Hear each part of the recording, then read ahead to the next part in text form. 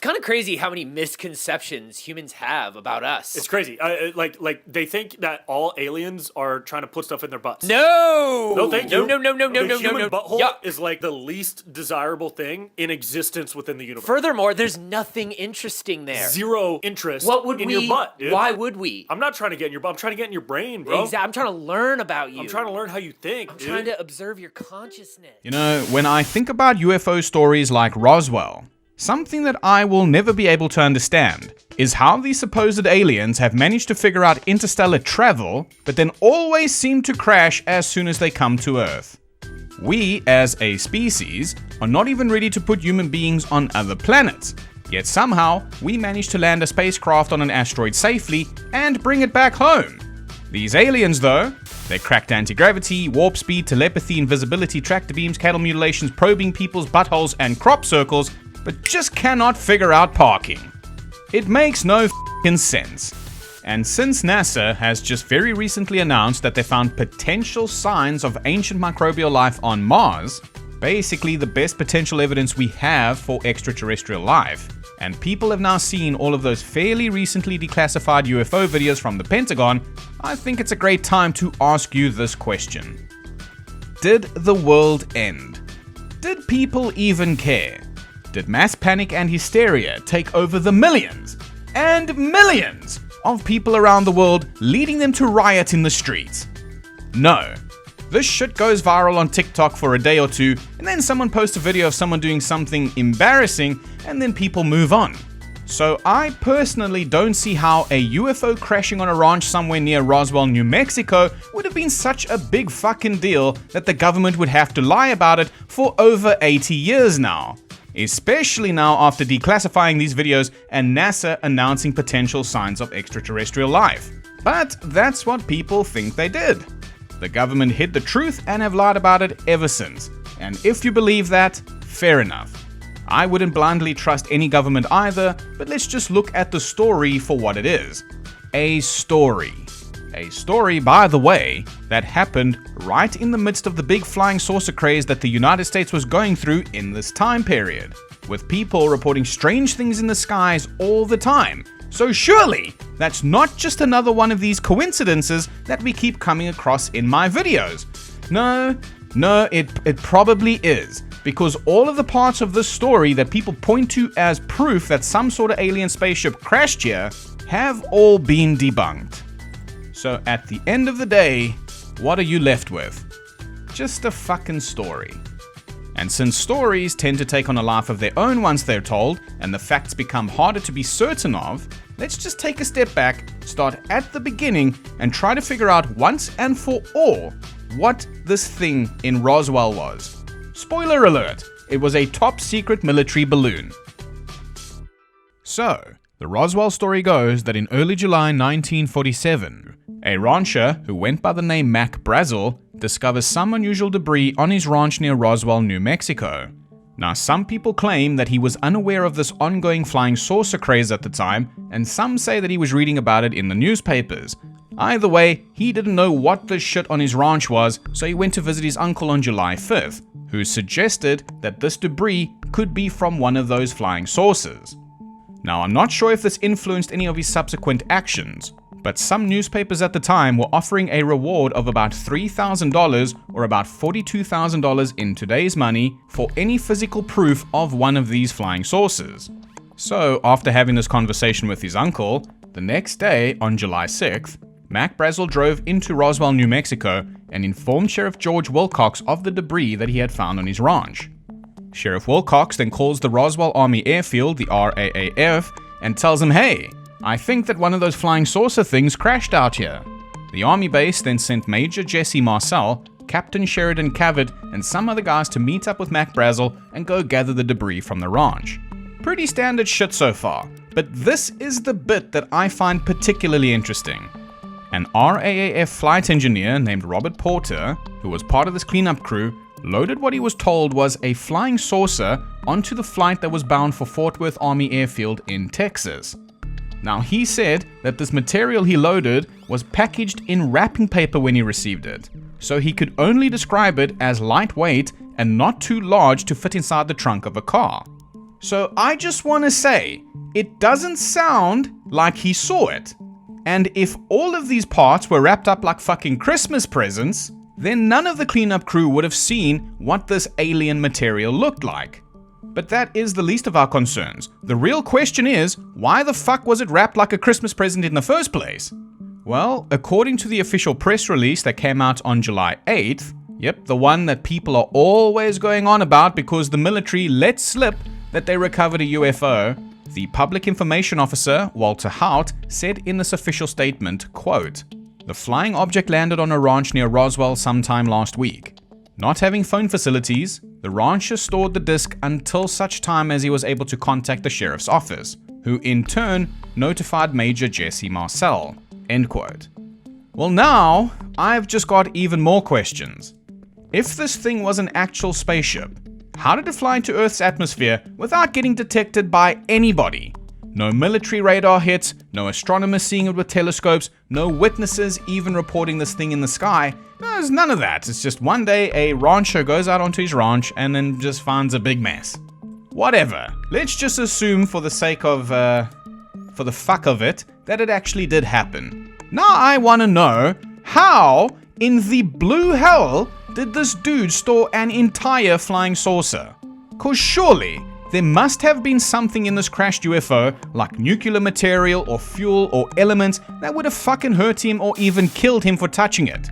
Cause I mean, even modern cell phones have lithium-ion batteries that can cause skin irritation or even burns if you touch them while they're damaged. So imagine finding some fucking kind of battery or fuel source that can allow a craft interstellar travel. But this dude just somehow moved all of this shit without injury by himself. How does that make any sense? You're right, it doesn't. Anyway, this shit being packaged in wrapping paper suggests to me at least that no one really saw it properly. And after Jesse Marcel's cleanup crew took care of business, they reported their quote-unquote findings to the base commander. Next thing they know, Walter Hout is out there making this crazy press release. Quote, "The many rumors regarding the flying disc became a reality yesterday when the intelligence office of the 509th Bomb Group of the 8th Air Force, Roswell Army Airfield, was fortunate enough to gain possession of a disc through the cooperation of one of the local ranchers and the Sheriff's Office of Chaves County." Now, knowing what we know now about this UFO story, we can safely assume that one of the following happened. 1. It actually was an alien UFO. But once we read the description of the material, I think you'll change your mind about that. 2. Walter Hout just called it a disc because everybody else called it a disc, and they actually thought that it might have been an alien UFO. Because the shit was wrapped in wrapping paper, maybe they never saw it. And 3, they lied. Once they saw the material, they knew exactly what this thing was and didn't consider how admitting that they recovered a disc would haunt them for over 80 years. I'm on the fence. I'm 50-50 for options 2 and 3.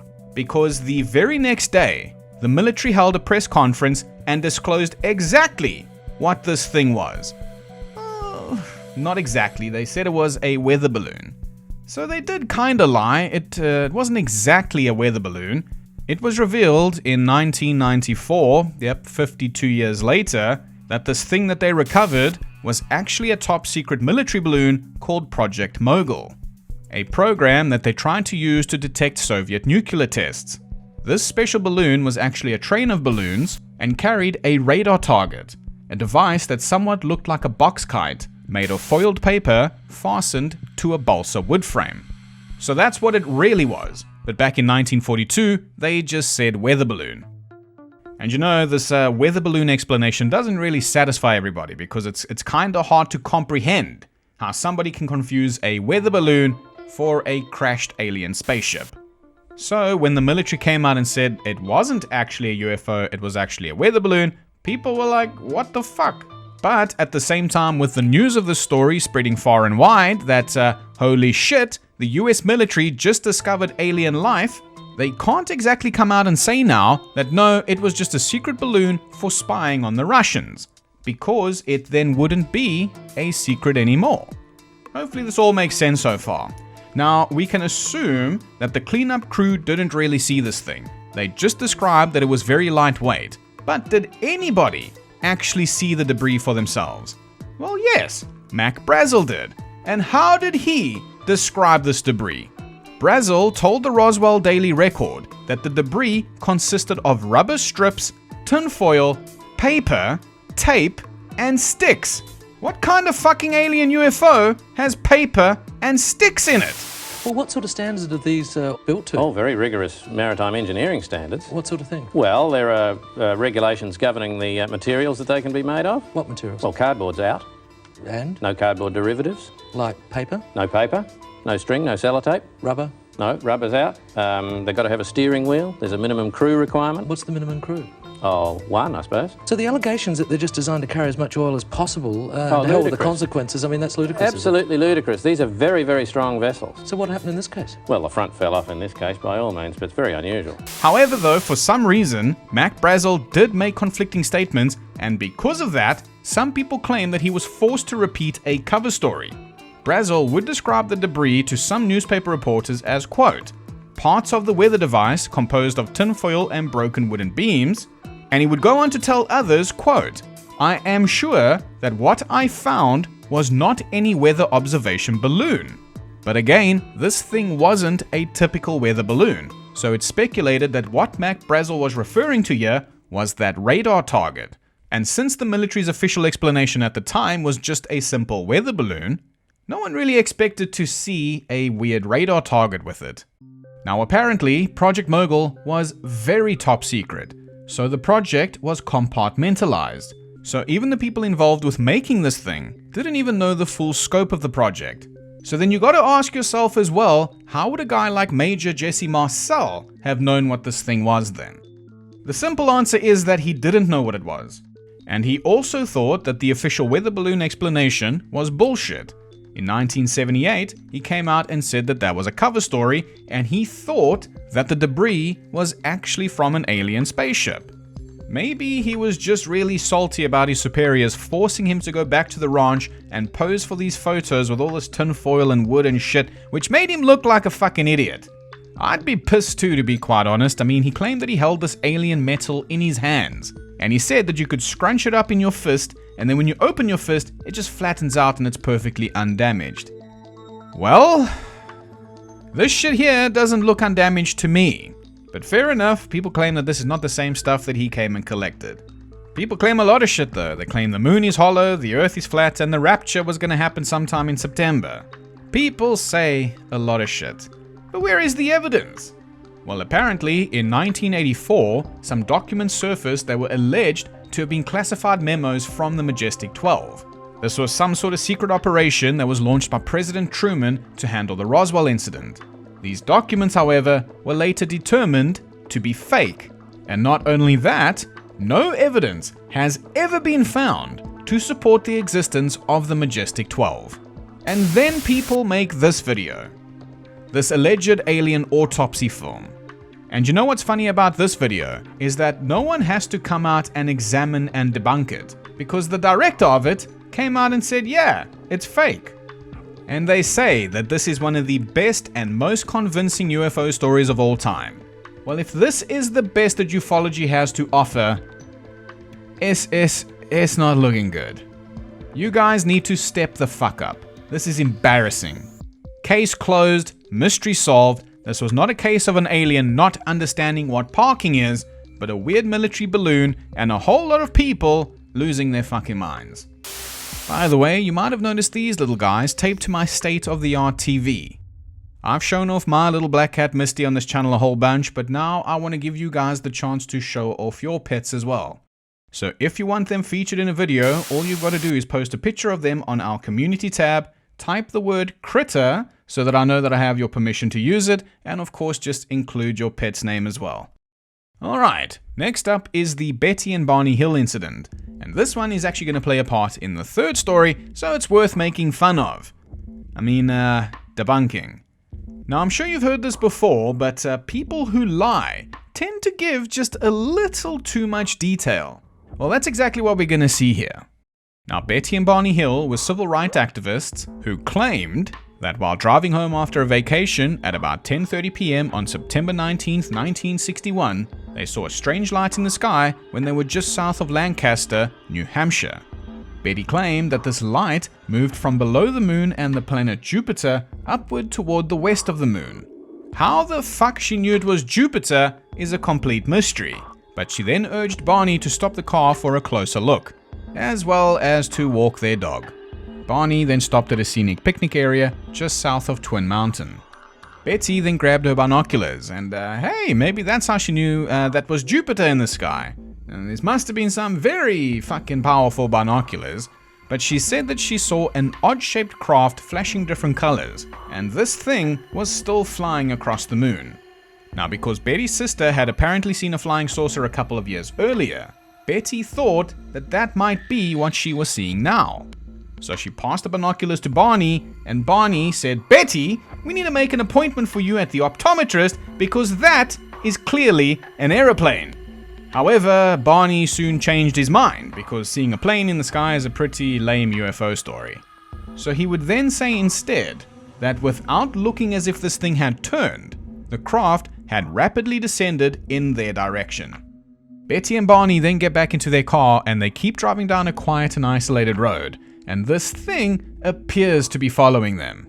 Soon, Barney gets to the highway, and then the UFO finally decides to come down to their vehicle, causing Barney to stop in the middle of the highway. Now, they said that this thing was hovering about 20 to 30 meters in the air and was about 90 meters away from their car, but for some reason, Barney grabs the Jupiter binoculars so that he can look inside the UFO. He claims that he saw about 8 to 11 humanoid figures inside, although how can we not be sure that he just aimed his binoculars at Montreal and saw people inside their home? I mean, they could probably see Jupiter through these fucking things. Otherwise, how did Betty know that that light in the sky was Jupiter? Was she an astronomer or something? Or was she just really good at star maps or something? Guess we'll find out. Anyway, Barney must have offended this UFO in some way by, looking at it, because the craft then starts moving closer towards them. They then shit themselves, jump back into the car, and start driving away. And then all of a sudden, they hear a strange beeping sound and they fall into a daze. When they woke up again, they were just outside of Concord, a city in New Hampshire, about 30 miles away from where they were, or about a 36-minute drive. They apparently had no memory of what happened and reported that 2 hours of time was missing. But that wasn't all, because after they got home, the Hills stated that they had some odd sensations and impulses that they couldn't really explain. Betty insisted that their luggage be kept near the back door rather than in the main part of the house. Weird. Their watches would never work again. Yeah, that is kind of weird. Barney said that his leather strap for the binoculars was torn, though he could not recall tearing it. The front parts of his dress shoes were scraped, and Barney says that he was compelled to examine his genitals in the bathroom, though he found nothing unusual. So this is clearly some very, very, very odd behavior, and I'm surprised that no one took them to a lunatic asylum. Fucking hell.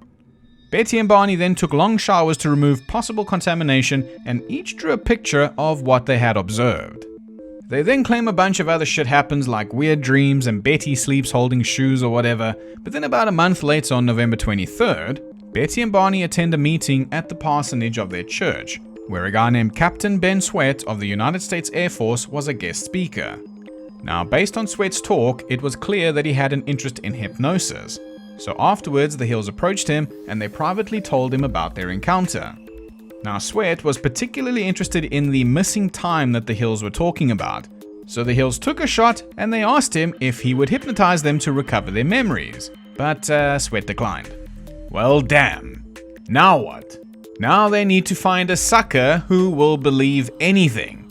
So they somehow got into contact with NICAP, the National Investigations Committee on Aerial Phenomena, a UFO research organization. So NICAP listened to Betty and Barney's story, and this time the Hills emphasized that they had arrived home much later from their vacation than they anticipated.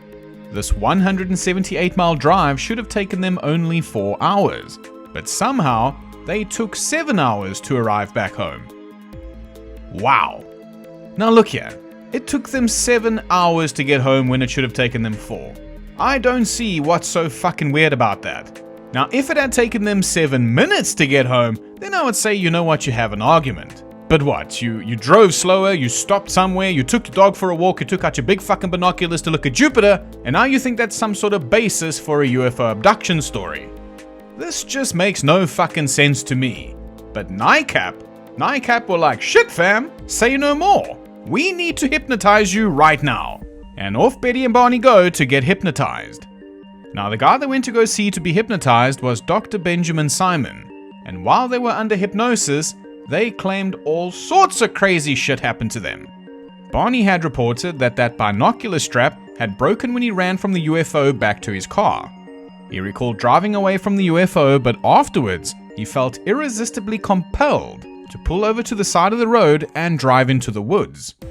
He would eventually then encounter 6 men just standing on the dirt road. The car then stalled, and 3 of these men approached him. Now, Barney's description and Betty's description of these beings are quite similar. Again, not very surprising, they were married and they lived together, they probably spoke about this. But Barney said that these guys approached the car and then they started staring into his eyes with a, quote, terrifying, mesmerizing effect. Barney would say things like, oh, those eyes, they're in my brain. I was told to close my eyes because I saw 2 eyes coming close to mine, and I felt like the eyes had pushed into my eyes. All I see are these eyes, and I'm not even afraid that they're not connected to a body. They're just there. They're just close up to me, pressing against my eyes. Spooky. Now, Betty reported having a conversation with the leader in English, but Barney said that he heard them speaking in a mumbling language that he didn't understand. Betty would also say then that some of them did speak a language she couldn't understand. And according to Barney, the few times that they did communicate with him, Barney said that it seemed to be through thought transference. At the time of his hypnosis, he was unfamiliar with the word telepathy. Apparently, at some point in this abduction, Betty asked the aliens where they came from, and so they showed her. They showed her on a star map. They also showed her the trade routes that they use, but then they wiped her memory anyway. Yeah, makes a lot of sense.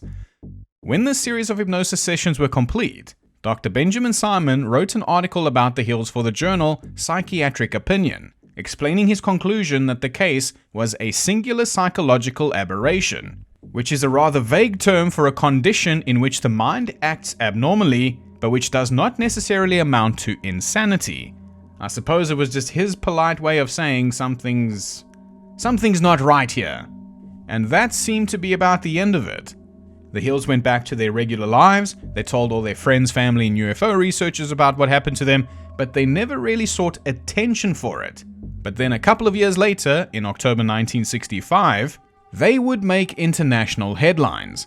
Somehow, notes and tapes from the hypnosis sessions got leaked, and Betty and Barney were now famous.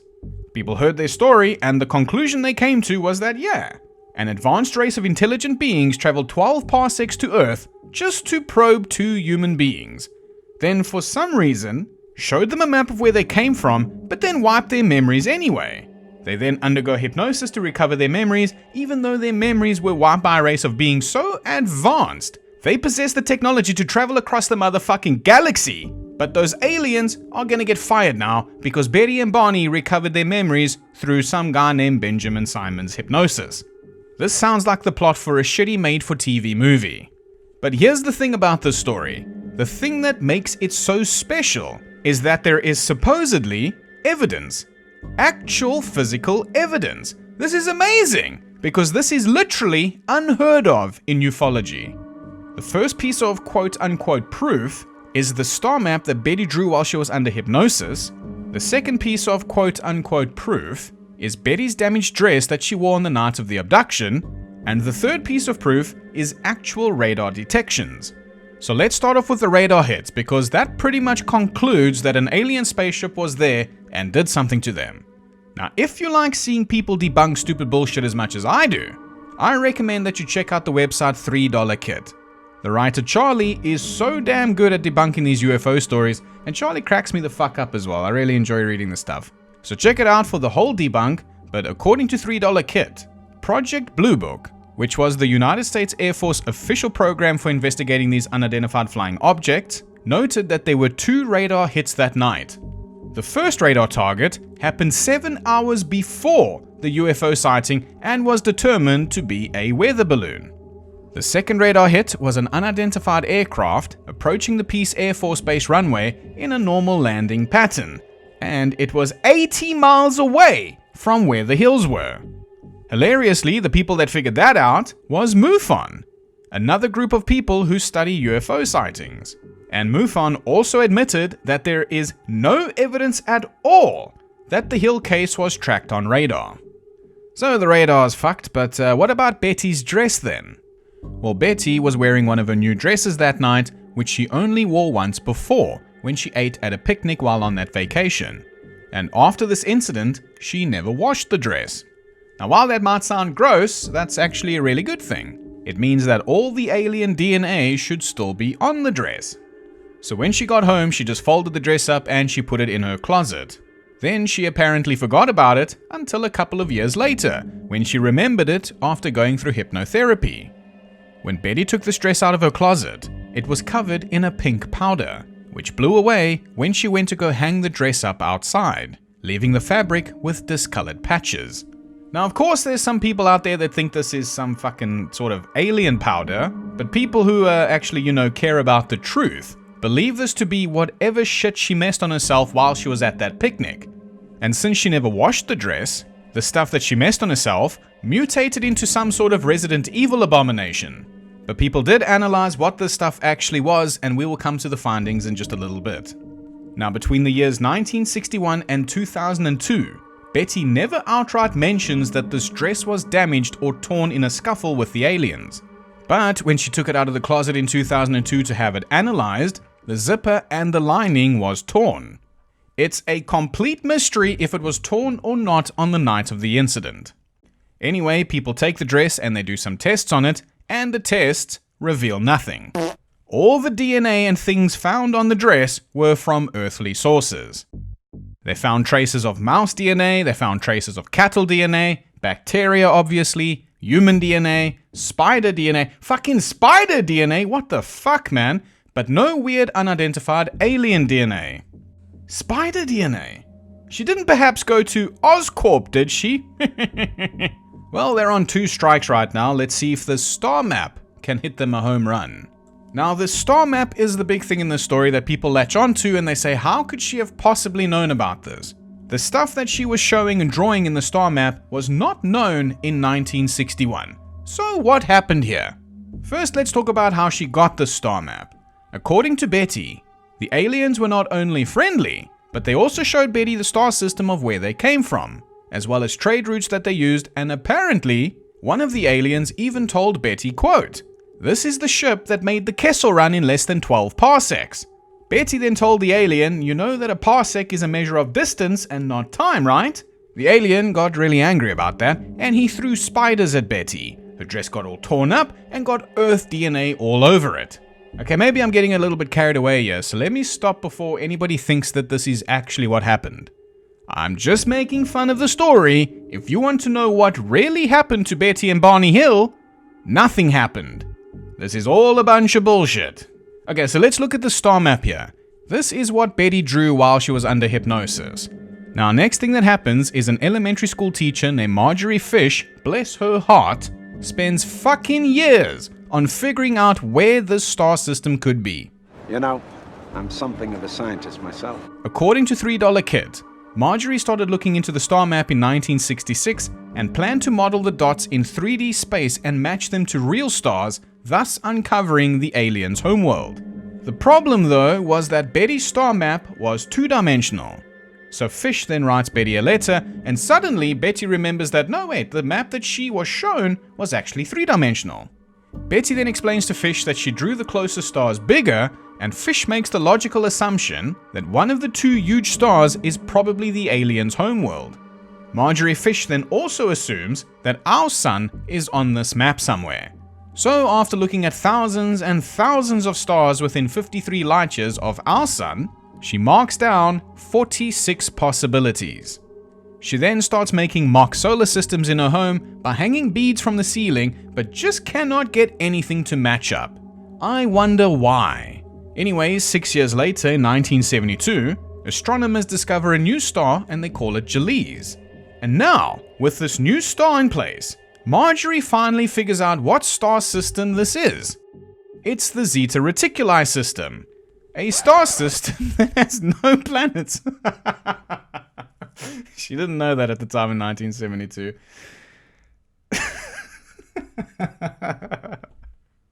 Bless her heart. 6 years of work. So in 1974, Marjorie Fish announces her findings to a UFO symposium and gives actual astronomers the chance to take a closer look at her findings. And this is where shit goes tits up. Astronomers replotted the stars from Betty's map and the actual Zeta Reticuli system, and they do not match up at all. Furthermore, these two big stars that Betty drew, that came to be known as Zeta 1 and 2 Reticuli, are in actuality only about 0.06 light years apart. Therefore, on the scale that Betty and her aliens used, these stars should be pretty much on top of each other, but instead, they are spread widely apart. Now, what Marjorie Fish did to kind of prove that Betty's star map is real was she manipulated her star system of this actual Zeta Reticuli system and moved these two big stars closer together so that it would more closely resemble Betty's star map. Not only did she fudge this and manipulate this, she still had the gall to call this star system the Zeta Reticuli system. I'm sorry, man, this is not the same system. If you need to literally fudge and manipulate your data and research in star systems by moving these stars literal fucking light years across space, you have just proven you cannot replicate it because it does not exist. Could have spent those 6 years doing something a little more productive, like collecting stamps or something. But let me leave that poor lady alone, bless her heart. She actually inspired me. She inspired me to get out my old telescope, take a look into the stars, and guess what? I discovered a star system of my own. It's called the Bullshit Reticuli system, and this story is smack bang in the middle here, buddy, right next to Roswell and the Phoenix Lights and the Travis Walton incident. Last week, I was actually hanging out with Tupac Shakur, the rapper, and him and I were just like chilling. Wait, Tupac Shakur, isn't he dead? Aha, he is dead. I lied. I wasn't hanging out with Tupac. You lied? Yeah. That was a good where'd you learn to lie like that? A human taught me. Wow. Now, some YouTubers and authors will tell you that this big steaming pile of monkey crap, the Travis Walton incident, is the most convincing alien abduction story of all time. Well, if this, the Phoenix Lights, Roswell, and the Betty and Barney Hill incident is the best the UFO community's got to offer, then it's really not looking good for them. To me, this story is just fucking hilarious. If you're not familiar with what this guy said happened to him, let's start all the way at the beginning in a place called Snowflake, Arizona in May 1971. Our main protagonist, Travis Walton, and his future brother-in-law, Carl Rogers, pled guilty to breaking into the offices of the Western Molding Company, stealing company checks, forging those checks, and then cashing them. They were then placed on probation for 2 years, after which they were allowed to plead not guilty and cleanse their records. Wait, hold on, I went a bit too far back, sorry. I meant to go to August 1975, when the now 22-year-old Travis Walton was a member of a 7-man forestry crew led by Carl's older brother and Travis's brother-in-law Mike Rogers.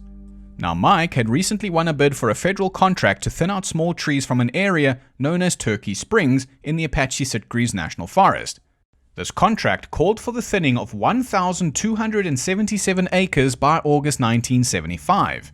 However, at this point in time, they were nowhere near finishing. So Mike requested and was granted an extension until November 10th. But by October 16th, when a Forestry Service inspector visited the site, he came to the conclusion that the job could not possibly be completed by the deadline. Now, failure to complete this job on time could have led to a $2,500 penalty and a disqualification from bidding on future Forestry Service contracts. As you can imagine, that would be a huge fuck up for a forestry crew who were dependent on those contracts to stay in business. 4 days after the inspector came by, on October 20th, Mike wrote a letter to his Forestry Service contracting officer and said, quote, "I cannot honestly say whether or not we will finish on time. However, we are working every day with as much manpower as I can hire. I will not stop work until the job is finished or until I am asked to stop. I have had considerable trouble keeping a full crew on the job. The area is very thick, and the guys have poor morale because of this. We will keep working and trying hard." End quote. Now, coincidentally, the same night that Mike wrote this letter to his Forestry Service contracting officer, the NBC network aired a primetime special called The UFO Incident, a made-for-TV movie about the alleged alien abduction of Betty and Barney Hill. Now, also coincidentally, the National Inquirer newspaper had been advertising a $50,000 cash prize for proof of extraterrestrial visitors since 1972 already. At this point in 1975, they had doubled this cash prize to $100,000. Also coincidentally, the Walton family were all big UFO buffs. Also coincidentally, this Betty and Barney Hill movie aired just 2 weeks before Travis went hitchhiking through the galaxy. And also coincidentally, according to Philip J. Klaas, an American aviation and aerospace journalist and skeptical UFO researcher, Travis Walton's own mother pimped him out and said that Travis told her, quote, not to worry if he were ever abducted by aliens, because he would return safe and sound, end quote. Well now, the next question for $5,000 is, what in the blue hell do you think happened in the next couple of days?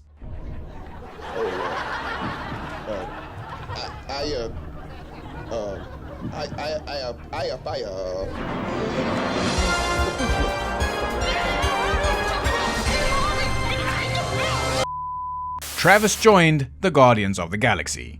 So here's apparently what happened. After a long day's work on November 5th, 1975, Travis, Mike and the crew were driving home down a long and dusty forest road when, oh no, they see a glowing flying saucer. For some fucking reason, Travis Walton decides to jump out of the truck to get a closer look at this thing, and he runs towards it. He then, apparently, gets blasted with a blue bolt of something. He's then launched 10 feet in the air, comes down hard, and he looks dead. Mike Rogers then shouts out of the window of the truck, quote, "Fuck you, Travis, you're on your own," and he hits the gas and he gets the hell out of there. After about 15 minutes of acting scared and trying to create panic in the truck with the other crew members, Mike then turns the truck around and takes the crew back to where this UFO was. Only now, there's no sign of Travis and no sign of the UFO. Since Travis is now missing, they decide to head into town, call the police, and tell them that the aliens have come. So hide your kids, hide your wives, they're probing everybody out here. Well, no, they were just probing Travis Walton. So let's just get this out of the way, okay? Anal probing, No, we're not into it. that's not us. We don't do that. Guess I stand corrected then, they were probing no one. So then Mike and the guys get to town at about 7:45 p.m. and one of the guys named Ken Peterson calls the sheriff. Ken then talks to Deputy Sheriff Chuck Ellison and initially only reports that one of their logging crew members was missing. He didn't say shit about aliens. Chuck Ellison then comes out to meet the guys who've now parked outside a shopping center. And then Mike Rogers tells him the same bullshit I've just told you. And to be fair, according to Chuck Ellison, the crew seemed distraught. Apparently 2 of them were in tears. And even though he was somewhat skeptical, he said, quote, if they were acting, they were awfully good at it.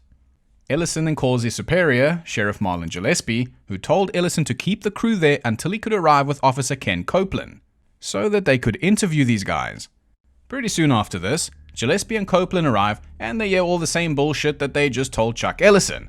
But now, Mike Rogers gets all ductile and insists on returning to the scene immediately to search for Travis, but now with tracking dogs.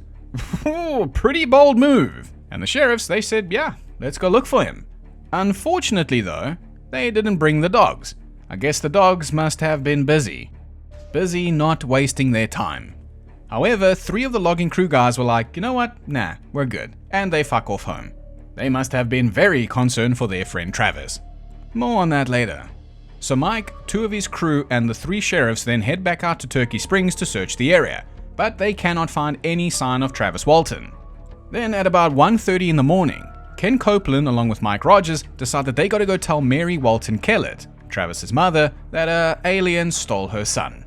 Since Mary lived on a small ranch about 10 miles away from Snowflake, she had no phone service out there, so they had to drive there to see her in person. Now, according to Ken Copeland, when he told Mary about the disappearance, she said, quote, "Well, that's the way these things happen." Hold up. Wait a minute. Something ain't right. If my mother said that after I disappeared, I'd be fucking pissed. Yeah, Ken Copeland said that he was shocked at how calmly she took the news and her general lack of surprise. She then asked him, quote, if anyone other than the police and the eyewitnesses had heard the story. Ken Copeland said no, but he was having an intense anime-style inner monologue, thinking to himself, what the hell is going on here? So needless to say, the police were kinda confused by everything. Anyway, the next morning on November 6th, officials and volunteers continued searching the area, but they still couldn't find any trace of Travis Walton, and police suspicions were growing that this UFO story was concocted to cover up an accident or even a homicide. The following day, on November 7th, a search party of nearly 50 people covered the Turkey Springs area, but once again failed to find any sign of Travis. Police were then surprised when, after a few hours of searching, Travis's mother Mary told them, quote, I don't think there is any use of looking any further. He's not around here. I don't think he's on this earth, end quote. Sheriff Gillespie then just said fine, fuck it, and he dismissed all of the volunteers. However, early the next morning on November 8th, Mike Rogers and Travis's brother Dwayne Walton arrived at Sheriff Gillespie's office, quote, explosively angry because there were no searchers or police at Turkey Springs. By that afternoon, police were searching for Travis with helicopters, horse-mounted officers, jeeps, everything, but they still could not find this fucking guy anywhere. Right about now, news of Travis Walton's disappearance had spread, and a UFO investigator from Phoenix, Arizona named Fred Salvanis came out to interview Mike and Dwayne. Now, at no point during this interview did either Mike or Dwayne express any fear or concern for Travis. Rather, they just criticized the search effort, and not only that, but they would also make statements that came back to bite them in the ass. On Salvanis' recordings, instead of Mike talking about, I don't know, anything else like we've searched this entire area, if anybody wants to help us, try, that area over there or up there or down below. No. Mike wants to discuss the forestry contract and says, quote, this contract we have is seriously behind schedule. In fact, Monday, the time is up. We haven't done any work on it since Wednesday because of this thing, and therefore it won't be done. I hope they take that into account, end quote. So why would they take this situation into account? Well, because forestry contracts include a special clause which excuses contractors from not completing a job on time. This clause was specifically for unforeseeable circumstances, and it was aptly named the Act of God clause. Somehow though, this interview with Fred Salvanis gets even worse, because Dwayne revealed that he, Travis, and their mother were big UFO buffs, and that about 12 years earlier, Dwayne had witnessed a UFO similar to the one witnessed by the logging crew. Dwayne also mentioned that he and Travis previously discussed that if they ever saw a UFO, they would immediately get directly under the object, because the opportunity to go aboard a UFO would be too great to pass up. Dwayne then repeatedly insisted that Travis was not even missing. Quote, he knows where he's at, and I know where he's at, end quote. Dwayne also said that Travis would not be injured by the aliens because they don't harm people. How convenient. Poltergeists are exactly the same. So the police now are really confused, and they're wondering, why does his mother not want us to search for him? Is he dead or something? So on November 10th, they bring Mike and the other 5 guys in for questioning, and they give all of them a polygraph test, and they ask them, hey, did y'all hurt this guy? Did y'all kill Travis Walton? And did y'all really see a flying saucer? I don't know what that accent was. Oh my God, it's an alien. He's a foreigner, ain't he? No, not from Mexico, Brady. But they all say no, we didn't do shit to him. No, we didn't do shit to him. And yeah, I guess there was a flying saucer involved. I say I guess because none of the other 5 guys in the truck actually saw a UFO that night. But we'll talk more about that in a little bit. Now, Mike and 4 of the other crew members passed their polygraph. One guy's results were inconclusive. But we all know that polygraph tests are not absolute. It's been well documented and proven how you can throw the results of these things. But if you think that them passing their polygraph test supports the story, just remember that all these guys were asked was, did you harm Travis and did you see a UFO? Technically, they answered truthfully, because technically, none of them really saw anything, but they believed that Mike saw something. Now, this information comes directly from the other crew members who have spoken out about this incident in interviews. They've straight up confessed that they didn't see anything, and that they also didn't really like Travis Walton because of a couple of reasons. They said he was an asshole, and one of the guys said he didn't even care that he was missing. But according to my favorite debunker, Charlie Weiser, who has an incredibly thorough write-up debunking the story, which you can check out for yourself. The website is called $3kit.com. Here's an example from March 27, 2021, when Mike appears on the 51 Areas podcast with Dave Miller, along with two of the other witnesses from that night, Steve Pierce and John Gillette. Mike says, quote, "We saw him get hit, but we didn't see him get abducted." Steve Pierce then challenges Mike, saying, "I don't think you saw him get hit, Mike." Mike then asks, "What's that?" And Steve says, "You sure we weren't in the way when he got zapped?" Mike then asks, "What do you mean?" Steve then says, "You know, the way we were sitting, it was kinda hard." Mike then confesses, "Actually, I didn't see him get zapped, okay?" Yeah, okay. I believe you. Now, back in 1978 already, Steve Pierce already told Philip J. Klass that the others in the truck didn't even see what happened because he was blocking the window. And he was the only guy who saw the thing that apparently took Travis. And this is how Steve described this thing. He said, quote, "Well, I thought it was something that a deer hunter rigged up, because it was deer season, so he could see, you know. Well, I couldn't see a top or a bottom or sides. All I could see was a front of it. You couldn't tell if it had a bottom to it or a back to it or anything. It was, I can't explain what the color was. It was sort of like..." Steve then gets interrupted by someone, and that's about the end of that. Steve, though, also said this in UFO Classified on June 24th, 2022, quote, "I seen it move. I don't know if I was stoned, there was some good weed or what, but it started rocking back and forth." Well, okay then, moving on. Then on November 10th, 1975, another one of Travis's brother-in-laws named Grant Neff got a call from a payphone. Surprise, surprise, it was Travis Walton. Travis said, quote, "It's me, Grant. I'm hurt and I need help badly. You come and get me." Sounds like a wrestler cutting a promo. "Oh yeah, you come and get me, yeah. The cream of the crop, yeah." Not only are you a hot dog, a grandstander, a showboat, and a prima donna, but you're a liar too. Now, Travis had placed a collect call, basically a reverse charge call, and as part of that procedure, Travis had to speak to an operator first, and he told her his name.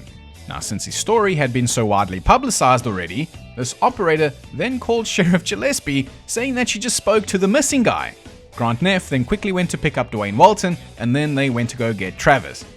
So the police then arrive at the Walton Ranch at about 2 a.m., and they see Dwayne transferring fuel from one car to another because he forgot to buy gas at a local gas station before it closed. Where this guy was planning on going at 2 in the morning, Phoenix, Arizona, apparently. 170 miles away. Now, ladies and gentlemen, nobody from the Walton family told the police that Travis was back. Nobody told them that he was safe and that he was at home again.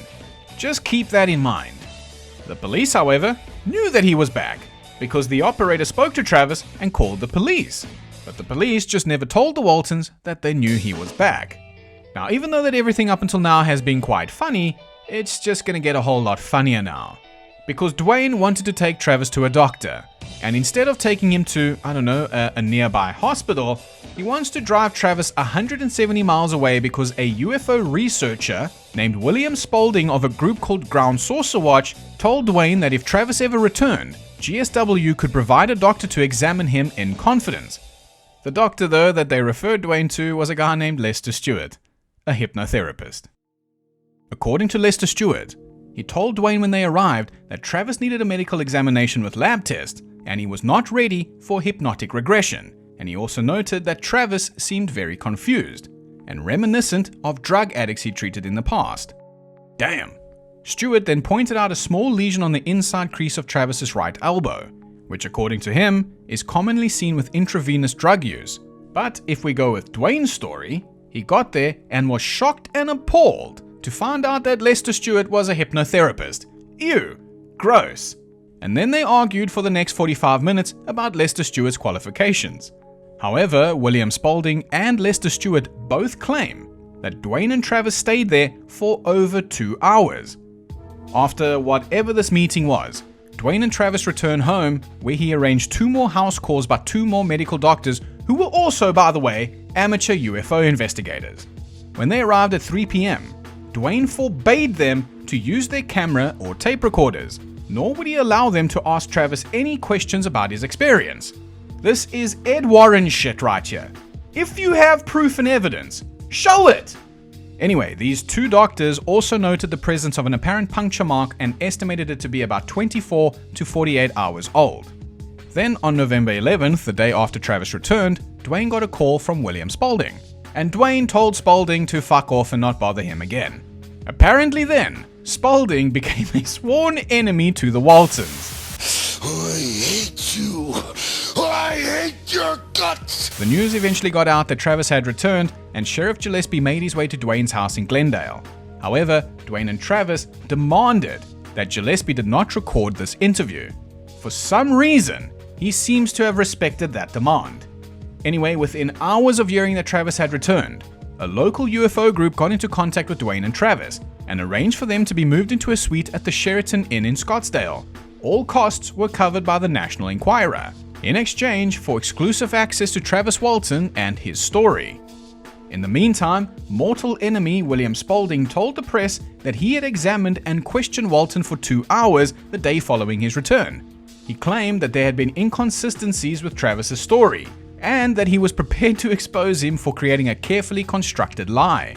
So now, feeling the pressure to defend himself, Travis asked Sheriff Gillespie to give him a polygraph test or inject him with truth serum. Gillespie said a polygraph would be just fine. They arranged the date of this test to be on November 14th. Then, on the day of November 14th, Travis skipped the polygraph test, because I guess he had better things to do. But then later that night, in the presence of National Inquirer reporters, a doctor associated with the UFO group had a 2-hour conversation with a hypnotized Travis about the incident. The next day, on November 15th, Travis was interviewed by Jack McCarthy, and finally took a polygraph test. He failed. Now, fair enough, polygraph tests are not absolute. It's been well documented and proven how you can throw the results of these things.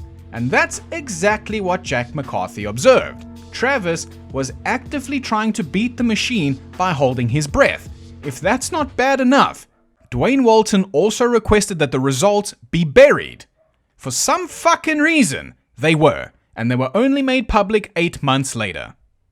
Then about a week later, on November 22nd, Travis was invited to appear on TV, where he was interviewed about the incident. Travis Walton claimed, quote, he lost consciousness when struck by a beam of light, and that he awoke in a hospital-like room being observed by 3 short, bald creatures. He fought with them until a human wearing a helmet led him into another room, where he blacked out just as 3 other humans put a clear plastic mask over his face. He then remembers nothing else until he woke up along a highway 5 days later with the flying saucer flying away. End quote. Now, ladies and gentlemen, I've pointed out as many red flags as I could. But all in all, the big 4 reasons people thought this dude was full of shit was 1. Mother didn't give a fuck about him, more concerned about people wasting their time while searching for him. 2. Brother and boss didn't give a fuck about him, more concerned about the forestry contract and being dicks to the searchers. 3. He not only failed his polygraph, he was caught actively trying to cheat it. And 4. Actual evidence that proves he's lying. Here's the proof. When you starve, your body starts breaking down your fat to survive.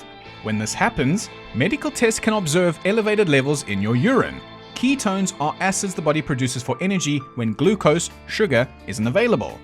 If Travis was on board an alien ship for 5 days, he should have shown elevated levels of ketones. His ketones, though, were normal. So either he was hiding away for 5 days just eating and drinking normally, or the aliens who flew this Gentry Tower were feeding him normal human food. Guess they stopped at McDonald's after they picked him up. But yeah, enough fucking around. This here is probably the UFO the logging crew saw. Now, how do we know this? Well, firstly, it's a safe guess that this is the thing that they saw based on where they said this story took place. As you can see here on this map, where they said this all happened is very close to this Gentry Tower. Secondly, if you look at illustrations that Mike Rogers drew of this UFO, it bears an uncanny resemblance to this fucking Gentry Tower. And thirdly, this theory is supported by one of the only people who got a good look at this UFO, Steve Pierce. Now, when the story broke that Travis Walton had been abducted by aliens, and this logging crew, Mike Rogers, Steve Pierce, and the rest of these guys, were being looked at as being involved with a possible homicide, Steve Pierce's uncle took him out to the site where this all supposedly happened to show him the Gentry Tower because he thought that that might have been used as the UFO. And basically to suggest to Steve that he thinks he might have been fooled. Now, according to Steve Pierce talking with Charlie Weiser from $3kit.com, quote, "It's not easy to accept or even entertain the notion that the incident that terrorized you as a teenager, put you in the hot seat for murder, made you a laughingstock around town, and ruined your life, was a prank perpetrated by your co-worker and your boss. Steve told me that he jumped the bandwagon when interest in the story was renewed leading up to the Travis documentary. He played along, for example, admitting to Erica Lukes that he would jokingly exaggerate about Travis getting flung 20 feet through the air by a beam, when in reality, he only fell onto his back." Years ago, Steve wrote a book giving his perspective. Interestingly, Steve's book recounts that 2 of his uncles and a cousin of his quit Mike Rogers' forestry crew on the Friday before the incident because Mike didn't pay them. Steve wanted to quit his job too, but his mom made him keep going to work. Now, according to Steve Pierce, the real reason his uncles and cousin quit the job was because they didn't want to participate in the hoax. They said that they were tired of Travis and his alien shit, because that's all that Travis Walton ever talked about, him and Mike. Now, something else that's very interesting is, according to Steve, that on the day the incident took place, Mike Rogers went missing that day. Both him and Travis, in fact, actually went missing, but according to Mike Rogers, quote, "Steve remembers me not being there for a good part of the time. That's because I was doing 2 things. I was running flag line, keeping cause they didn't want to have to do any more work than necessary. These guys would go outside the line if I didn't keep it flagged. And the other thing was I was back there filing saws all the time. And of course, I remember clearly that Travis slept in the truck, 3 hours or so in the middle of that day." End quote. Now, Steve says the real reason that Mike went missing that day was to go and check if the watcher in the Gentry Tower had gone home by 5 p.m. This would set the stage for the crew leaving the worksite in the dark, which, by the way, they had never left the worksite at that time before, because they were usually gone at like 4 p.m, but this time it was like 6 p.m. when they were leaving the worksite, and of course this darkness would make it perfect viewing for the UFO. If only now an accomplice could climb up into the tower to operate the lights. And again, according to Steve Pierce, these Gentry Towers were easy to break into back then. So that's probably what they saw and used to hoax this UFO sighting. Now, a lot of people have asked, what would Travis Walton's motivations have been? Money, of course! What other fucking reason is there to fake a UFO sighting? At that time, the National Inquirer was offering $100,000 for the best UFO story of the year. But since Travis failed their lie detector test, they only awarded them $5,000 for the story, which was then split between the crew. Now, like I said, Steve Pierce's uncles knew about this hoax, but they refused to participate in it. Somebody else knew about this hoax, of course, was Mike Rogers. And according to his ex-wife, she said that Mike was motivated to join as payback for some of his crew smoking weed on their breaks. I mean, I'm not sure if that's funny or not. It's kind of funny, but it's also kind of shit. I don't know.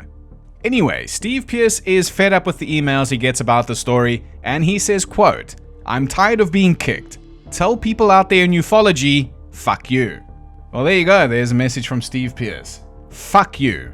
Now, of course, on Charlie's blog, there are some hilarious comments saying that this theory is bullshit, like this one, for example. This whole article is wrought with contradictions. You're afraid of the truth, clearly, because it would shatter your little worldview and reopen your rupture wounds, Charlie boy. Charlie says, yet you didn't cite one contradiction. The next fucking idiot says, yeah, another debunker looking for some credit. The Gentry Tower hypothesis is hilarious to me. I grew up in Heber and now live in Snowflake, right down the road from Travis. The tower is almost 4 miles as the crow flies from the exact location. None of these debunkers have ever been on location, lol. Oh, he's one of those. I camp at Turkey Springs often and have since childhood. I would love to take people out there if they would really want to see it for themselves. Well, listen, no one is interested in going anywhere with you.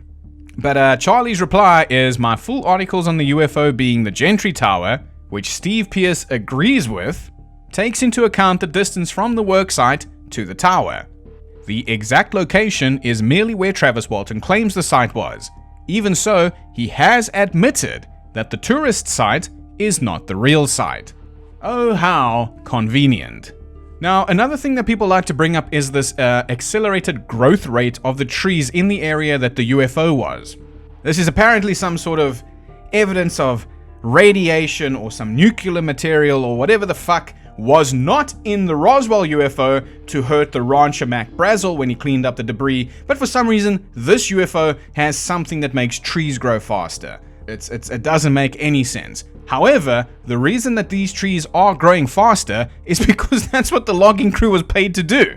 They come in, they fucking thin out these trees to make them grow faster. That was their job. That's what they were supposed to be doing.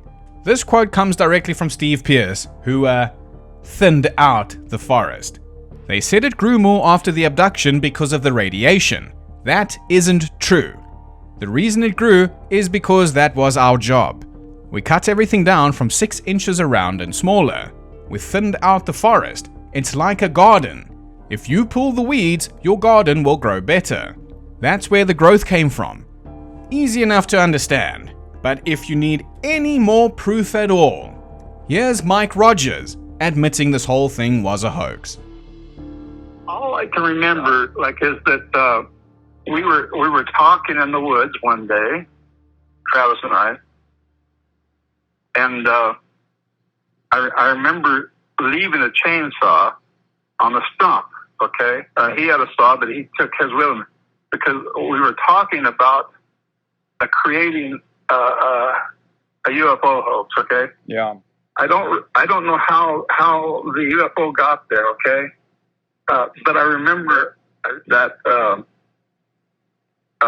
when I was driving the truck and he jumped out, it was all deliberate. It was all a staged thing. Okay. Yeah. And he ran up there, and there was something about the UFO not being real, although it looked real.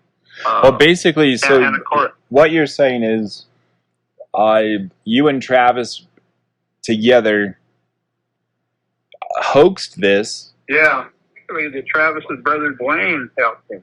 I believe that. Philip Plass actually suspected that Dwayne was part of it. Yeah. I mean, he was his protector, and he was saying weird things on that Fred Sylvanus interview. I have nothing. I don't fear at all for his life. I know where he's at. I know that was really blah, that was really bizarre. And I thought all along that he was just trying to how would you say it? Make himself believe that his brother was okay. And you know, we could keep going all day, but I think that this is enough. If you want more evidence though, go over to $3kit.com and you can read the entire debunk there for yourself. But I think that about does it for today. The top 3 UFO stories of all time have finally been debunked. As always, I'd like to give a special thank you to all of our incredible channel members, as well as our super thanks donations for your extra support. I really appreciate it, and you all get the Mystorian's official pap of approval. I don't know, if you're not a cat person and you don't know what it is, you know when it's just when a cat slaps you with its little furry paw and it just makes that pap pap pap pap sound, you know? That's what a pap is. Who doesn't love when a cat paps something? Now this is just a little challenge and game for our channel members specifically, but there is a secret code hidden in this video that will reveal what the next story is going to be about. Now the first person that can figure it out, crack the code, and then post that into the comments will win the very first Mystorian custom emoji challenge. Now what that is you're gonna win the challenge, and you're gonna send us a picture of your pet. Well, more specifically, you'll put it on the community tab, and we'll cut your pet out and we will turn that into a channel emoji. And that will be on the channel forever. Unless you message me and you say, can you please change the picture to this other picture? That's fine, I'll change it, no problem. But I wanted to give you guys the opportunity to have your pets included in this channel as well. And that's it. First person to figure out what the next video is going to be is going to win the challenge. If you want to become a channel member for ad-free versions of our videos, but more importantly for these custom emoji challenges, so your pet has the chance to be immortalized on the Mystorian's YouTube channel, all you got to do is head over to the join button, and it's only going to be About $3.50. What's $3.50? $3.50. $3.50. Anyway guys, good luck on the Easter egg hunt. And if nobody gets it before the next video goes up, we'll just do it again. I'll just hide something else and we'll keep doing it until somebody finally gets it. And don't worry, we will be doing this regularly, at least once a month in the beginning. Anyway, make sure to leave your thoughts and theories in the comment section below, like the video, subscribe for more, and I'll see you guys again soon with another mystery. Thanks for watching.